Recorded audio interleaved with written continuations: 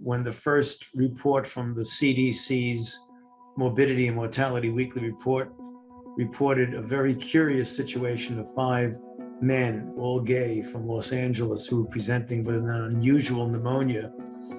It was at that point, 40 years ago, where I can tell you chills went up and down my spine. Being an infectious disease person, I said, oh my goodness, this has to be a brand new infection. These young men often were in hospitals. We would see them in hospitals very ill, and they had been completely rejected by their families. Sometimes we would call parents and tell parents at the same time that their son was gay and had perished from HIV. There were no laws protecting people with HIV. So someone could be fired from their job, kicked out of their place of residence, and be on the street within 24 hours of people finding out they were positive. We're considered miscreants and we're considered uber promiscuous. So it's always a moral Olympics when it comes to Black women in HIV. It's almost as if we did something to warrant getting this diagnosis.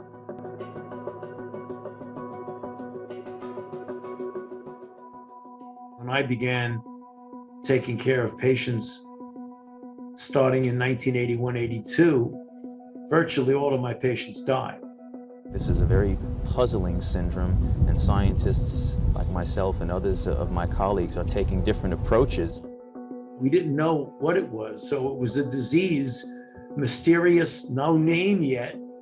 We had only heard one instance when my partner became extremely ill, was on a 104 temperature, and we rushed him to the hospital.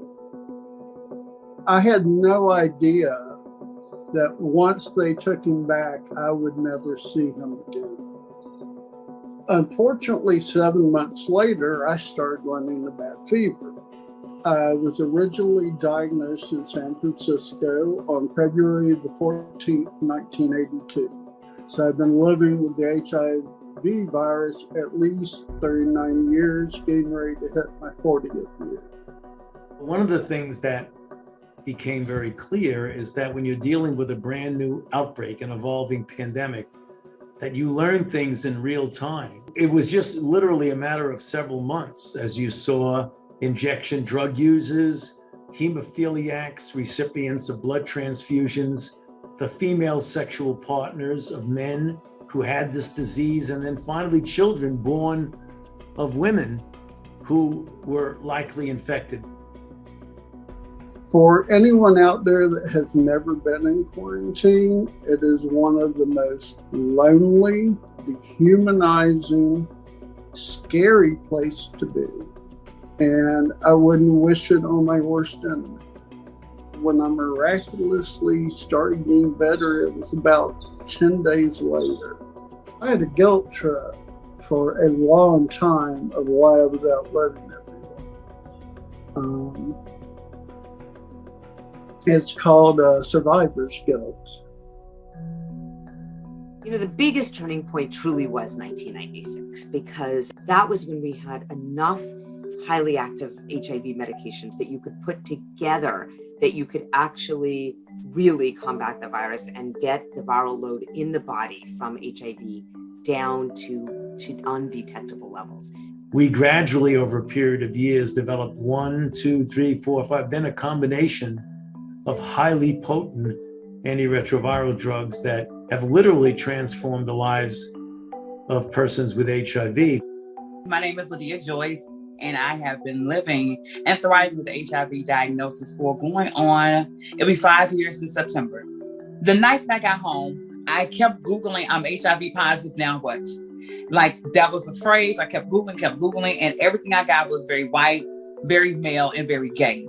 As a Black, cisgendered, heterosexual woman diagnosed with HIV, it can be very ostracizing. It can be very polarizing. Your self-worth is attacked. The external stigma then becomes internalized.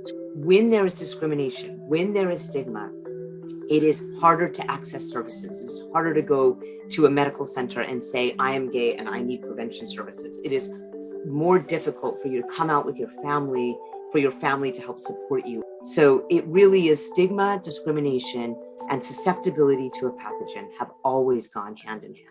Even though we want to say things have progressed within HIV over the last 40 years, there's so many things that have not progressed. You know, the connection to care, the myths, the stereotypes, the stigma, the cost of the medication, the intersectionality of being HIV positive, making sure people have, you know, housing and food, and the same things that they probably were dealing with in the 80s, especially when it comes to minority communities, we're still yet dealing with. I think the highly productive activism, mostly of the gay community, brought attention to the fact that when you have a disease that appears to be affecting disproportionately a population of people, in this case it was men who have sex with men, that you've got to give them a seat at the table. I knew I had to speak up, that I couldn't count on someone else doing it, you know, because I was either the first or one of the very first people to get out of the hospital in San Francisco. And if I didn't speak up, then who was going to?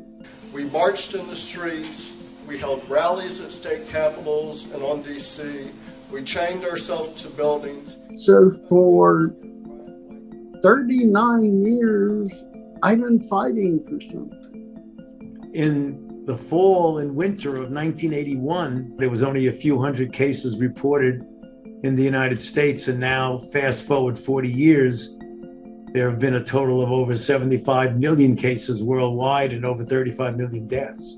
Though HIV progress has seemed very quick, in at least over the 40-year span, what we did with COVID-19 in a space of just 7 months, develop highly effective COVID-19 vaccines, to me means that HIV is still a stigmatized condition. And that the rapid progress with COVID-19 needs to be translated into better work on an HIV vaccine. If we got through and processed what stereotypes and stigmas and myths that people really had, implicit biases, we really could help further the messaging about us really stopping HIV in our lifetime, because it's possible. Hi everyone, George Stephanopoulos here. Thanks for checking out the ABC News YouTube channel. If you'd like to get more videos, show highlights, and watch live event coverage, click on the right over here to subscribe to our channel, and don't forget to download the ABC News app for breaking news alerts. Thanks for watching.